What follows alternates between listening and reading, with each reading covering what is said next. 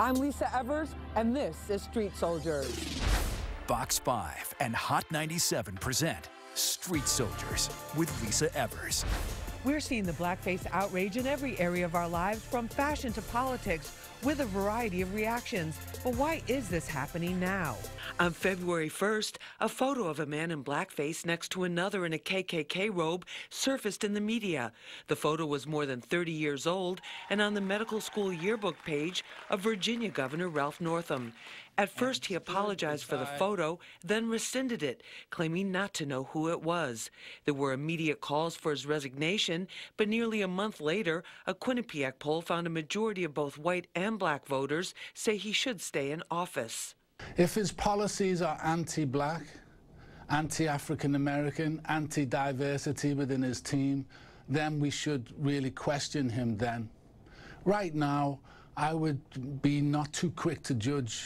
Blackface originated in the 19th century when white actors smeared cork on their faces to ridicule African Americans in derogatory ways. It was a social justification for slavery, says Dr. Christian. Blackface is so offensive because it dehumanizes the multidimensional humanity of people of African heritage. Many wonder what Gucci was thinking when it debuted this blackface turtleneck sweater at the start of Black History Month. Dapper Dan, who did his own line for Gucci and made it mega hot with hip-hop stars like Diddy, Nas, and Remy Ma, spoke out against it. The social media response was fast and infuriated. Social media pressure and perception, and we like to team up and go against things that we don't agree with as a group. Tends to happen so quickly, and then things rise. Gucci was not the only brand caught in controversy. Prada was heavily criticized for its store window with blackface dolls, and Katy Perry's blackface-themed shoe designs were taken off store shelves. The companies know what they're doing, and it's all for impact, says Vaughn. They are test products, and they are for shock value in a sense. But I think that the bigger thing that, I guess if you want to see the bright side of things, is that we are having a voice. Let's find out what it all means with our panel. Joining me is Dr. Mark Christian. He's the chair of the Department of Africana Studies at Lehman College at the City University of New York. He's also an author of a number of books. Dr. Christian, great to have you with us. Thank you. Thank you for the invite. Well, thank you so much for being with us. Also with us, fresh off a plane from Europe or somewhere else around the world, Melissa Catrice Vaughn. She is the U.S. Public Relations Manager for the fashion line D Squared. Melissa, great to have you with us. Thank you so much for having me. Thank you so much. Also joining us is Anthony Tall. He's the president and CEO of the Aspire Sports Group. He's a sports attorney. He's also a TV commentator. Anthony, great to have you with us. Thank you for inviting me. Thank you so much. Dr. Christian, first of all, explain to us, so everybody's on the same page, what exactly is blackface and where did this get started? Well, if you Google, there's different definitions, but I would say the most important definition to understand is that it's historically based in the United States around the 1820s, and blackface would be deemed as a caricature using cork used to blacken up the face to denigrate the humanity of people of African heritage within the southern states at that time. Melissa, one of the biggest controversies involving blackface involved this Gucci sweater. You are right in the middle of it with the fashion world. Are people really talking about these things like that and some of the other examples that we've seen recently? Absolutely. I think people are talking about it because, as we know, we love Gucci. So I think that Prada had an incident a little bit ago with a monkey that looked very blackface, just a doll in the store. And then Montclair had a jacket. Katy Perry had a shoe, and then Gucci sweater rolled out, and I think that, of course, we shop everything, but Gucci is near and dear to our hearts, and then having Dapper Dan be such a part of it was something that made people really take attention to it. So yes, people are definitely taking a moment and saying, actually, what is going on with this? And it's something that's just came up even with all the shows and everything that you've been at? Yes, I think so. During that time, you could see a lot of press, especially in Italy. For instance, Prada released statements right before their show, talking about what changes that they were going to make. Things like this have happened in the past, and I think one thing that I can say in defense of fashion is that these brands are saying that they're going to make actual changes where these things years ago were just somewhat swept under the rug. So there is a little bit of an awakening or Yes. more consciousness about it. Anthony Toll, when you saw that Gucci sweater, what did you think? Well, obviously I was offended, but I think it's also important to point out, and the doctor may know a little bit more about this, is that we're not ashamed of being black. There's a lot of pride in the color of our skin, a lot of pride in our heritage. And I think that gets confused when we talk about blackface. But what it does is it takes us back and harkens us back to an era where we were buffooned and where we were caricatured. So I just think that's important. But when I seen the sweater, like I said, I was offended just because, like I said, it goes back to this 1930s, 1920s buffoonery. There was a movie written, it was a movie about the KKK in around 1921, and that was all of the characters, all the white characters used blackface and demonize black people. But I do think that it's very important that we point out that this has nothing to do with black skin being, something that we should be ashamed of, because I do think that gets kind of confused with the ideal of blackface. All right, Dr. Christian, in terms of the blackface concept, the people, and tell me true or false, because we've been reading up on this, and I've been looking into this too.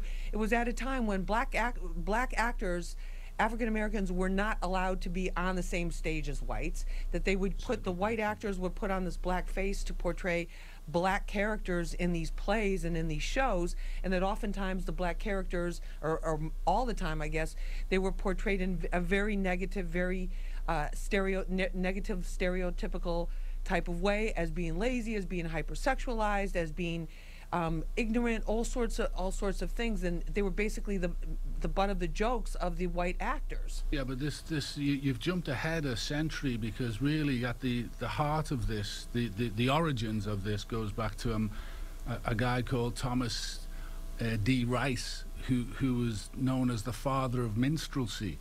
So we have to go back to vaudeville before we get into cinema.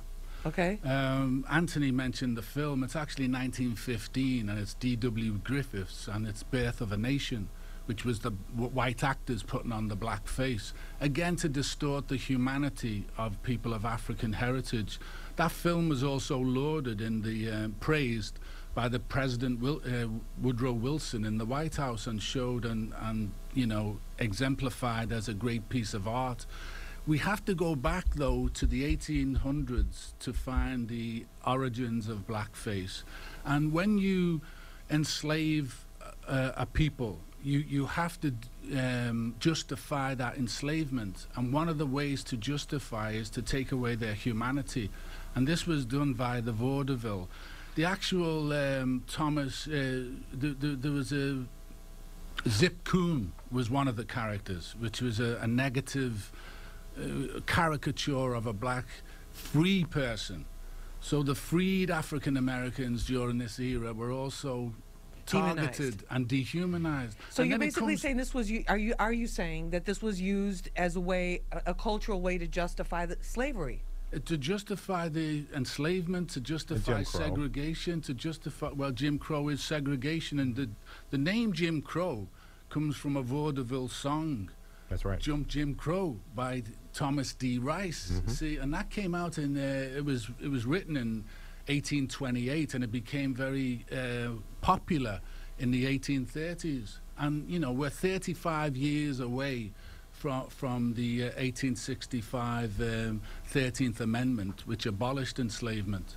So the popular culture of the time, which was also for the masses, right, was to keep blacks in their place. All right, we got to take a short break. Okay. We'll pick up with that, Anthony, when we come back. This is Street Soldiers. I'm your host, Lisa Evers. We'll be right back. And if I can say, and this might be a bit controversial, it's okay. We love it. Anthony, when you hear about how blackface was used, a lot of people aren't taught that in school. They're not. And what's more important is, like, the topic is, are we 1819 or whatever, or 2019 or 1919? One of the things you need to remember is when Dr. Christian talks about blackface, and we talks about the origin of it, and then A Birth of a Nation, that movie, just the over-sexualization of that movie was this whole fear of the black man chasing the white woman, and him kind of being around the same time you have a King Kong movie where, you know, the white man comes and saves. So all of that persists. And why am I talking about this? I'm talking about this because it's easier for a police officer to see a young black man and shoot him down if all of your photos in your mind or all of your thought processes is that this is less than a human, or that you have to protect someone. In these fears and these anxieties, study that the stereotype, these negative stereotypes have been reinforced. Are the reinforced dehumanization. over and over. Absolutely. The dehumanization. Yes. Let me come back to Melissa. Let me bring it back to this, the Gucci sweater, because that was one of the biggest things. One of the questions I kept asking, and one of the reasons we were so excited to have you on the show, because you're in this world, is how does a design at that level of a brand, you know, a high level brand like Gucci or luxury brand, how does a design like that come into existence? Does somebody walk into the office and go to the president, hey, I got this idea, here's the sketch, this is what it is, or take us through that process?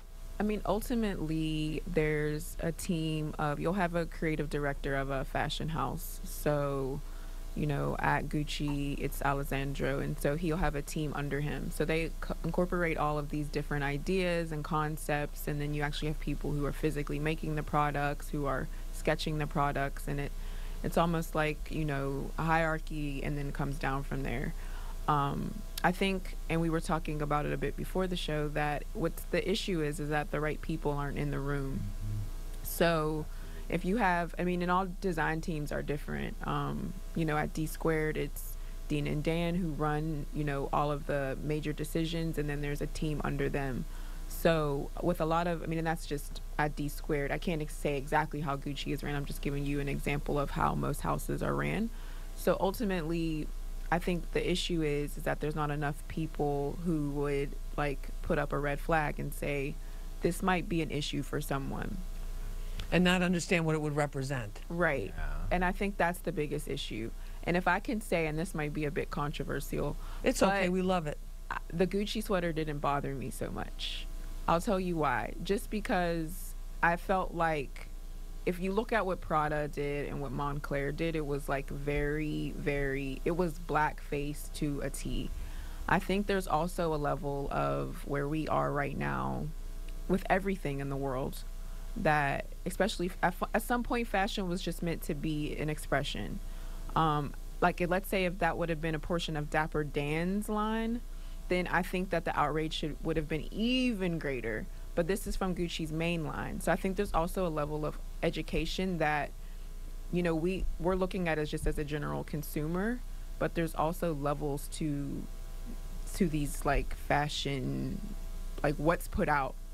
So it didn't actually, and an international brand too. I think there's that element too, right? Right. And I mean, perception is everything. As how we perceive things here in America may not be perceived the same way in, let's say, Italy, where these brands actually are, or in Paris, where these brands are actually headquartered.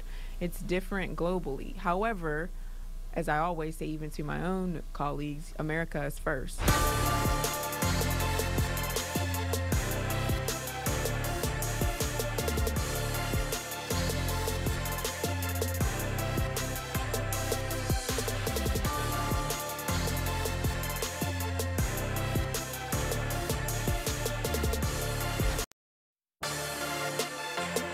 Do you feel now with Gucci that do you feel that the right people are in the room? You said you weren't personally offended by it, but people that say, hey, you might want to rethink this, or this could be misinterpreted this way? I think that in Black culture in general, that like if you have to ask even like my niece who's 7, I'd say like, what brands do you know? I ask her because just to see, and she knows Louis Vuitton, she knows Gucci. We as a Black community have supported these brands for years, and we are most loyal to these two, let's say, specific brands. Having Dapper Dan involved, they had no choice but to like call to action immediately, and they came to Harlem. They didn't just appoint people in a back room, like they physically came to Harlem to sit with him and figure out what they were going to do. So I think that it was extremely important to base the way that they managed it differently than, let's say, Prada most recently Burberry. You know, there was like an actual. They showed a commitment to the community. Absolutely. Basically, is what it is. Dr. Christian, in terms of what Melissa brought up about the international brand and how much do people know about African American history, or even just American, I would say it's American history. Well, what about that internationally? Yeah, tell us about that. Well, I was born and raised in Liverpool, England, so I grew up in England. And there was a show over there ran from 1958 to 78 called the Black and White Minstrel Show. It was actually a minstrel show on BBC. The Black and White Minstrel Show ran from 1958 to 1978 in England, across the British society. And it was very popular at one time. 21 million people tuned in, and they used the old songs from the South, the minstrelsy. So it's international. Racism is very international. So you're saying that somebody, an educated person, would have to have some kind of awareness of this? You'd have to be really, really ignorant not to know about racism and blackface and the and what it represents. And what it represents. You know, the distortion of the black humanity is just profoundly obvious. You know, you'd have to be very ignorant not to know. You know, Anthony, in terms of the corporate response with the Gucci sweater, what did you think about that as a business person? Well, I don't think it was swift enough, and I don't think it was profound enough. But I did want to talk about a couple of things that Dr. Christian just touched upon, and that is the fact, the ideal. And I went to school in Italy for a year. The ideal that this is not an international problem where we need more people who understand in the room. I think someone who's there knows exactly what they're doing. You wouldn't put a Jewish star there. You wouldn't put a swastika there. They know exactly what they're doing. And remember, these are the people who created these ideals. I'm not talking about them specifically, but they know the history of these ideas. The cultural legacy is there. So I think that's important. And as a sports agent, as someone who deals with athletes, and we were talking about this, these stereotypes as to athletes being dumb and stupid are all a part of this legacy and history. So these things are all subliminally in our mind. They affect us every day.